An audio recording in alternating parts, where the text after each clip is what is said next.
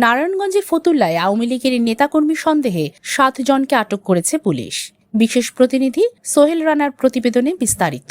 সোমবার 21 এপ্রিল ভোরে ফতুল্লার শিবু মার্কেট এলাকা থেকে তাদের আটক করা হয়। পুলিশ বলছে তারা গোপনে মিছিলের প্রস্তুতি নিচ্ছিলেন। আটক ব্যক্তিরা হলেন যুবলীগ নেতা আবুল হোসেন, মোল্লা জাফর, সোহাগ, উজ্জ্বল, শাহ আলম, তপন ও রাসেল। এদের মধ্যে কেউ কেউ রাজমিস্ত্রি ও অন্যান্য পেশার পরিচয় দিলেও পুলিশের দাবি তারা রাজনৈতিক পরিচয় গোপন রেখে মিছিল আয়োজনের চেষ্টা করেছিলেন। পুলিশ জানায়, গোপন সংবাদের ভিত্তিতে ফতুল্লা থানার পুলিশ শিবু মার্কেট এলাকায় অভিযান চালিয়ে তাদের আটক করে। ফতুল্লা থানার ভারপ্রাপ্ত কর্মকর্তা ওসি শরীফুল ইসলাম বলেন, আজ ভোরে শিবু মার্কেট এলাকা থেকে 7 জনকে আটক করা হয়েছে। তারা রাজমিস্ত্রি সহ বিভিন্ন পেশার পরিচয় দিয়ে অবস্থান করছিলেন, তবে গোপনে মিছিলের প্রস্তুতি নিচ্ছিলেন।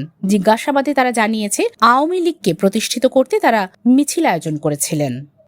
ওদের জিজ্ঞাসাবাদে ওরা ঘটনা সত্যতা স্বীকার করে এবং তারা জানায় যে অর্থাৎ ফতুল্লা থানার যে যুব লীগের সভাপতি মীর সোহেল তার নির্দেশনা তারা এই কর্মকাণ্ড চালিয়েছে বলে আমাদেরকে জানায়। তো তার অবস্থান কোথায়, তো ওরা তাদেরকে সে